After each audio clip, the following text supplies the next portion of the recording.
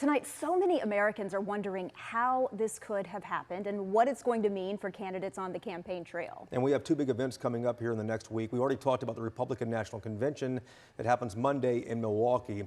President Biden's schedule is in flux right now. He is returning to the White House tonight, as we mentioned. Monday afternoon, though, President Biden was supposed to be here in Texas at the LBJ Library in Austin to mark 60 years since the Civil Rights Act became law.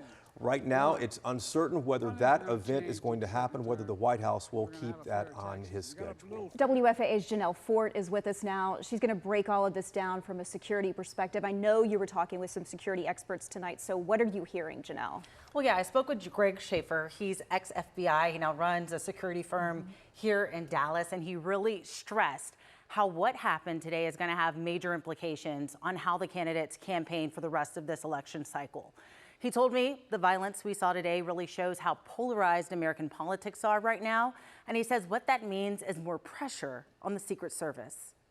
So the Secret Service definitely will be doing everything they can humanly possible to make sure something like this does not happen when President Biden visits Texas. They're always afraid of copycats. They're always afraid of something else, like this happening. And again, we don't know if there's any co-conspirators out there or if this individual is affiliated with any kind of group or terrorist organization. We don't know that yet. So this is going to really jack up the security for both the President Trump and President Biden's details. Absolutely. Now, Schaefer also told me security for these types of rallies includes Secret Service, local law enforcement, and SWAT teams on standby. There's also a lot of extensive pre-planning for potential threats and then surveillance during the actual event. So now the big task is figuring out how the suspect slipped through the cracks.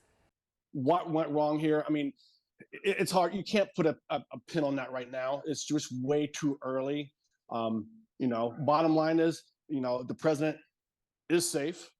He was wounded, but he was definitely survived that little nick in his ear. So you can look at it as a success, not necessarily a failure.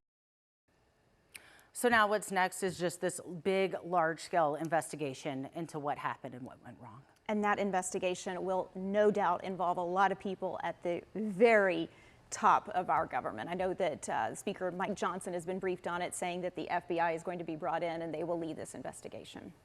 All right, Janelle, thank you.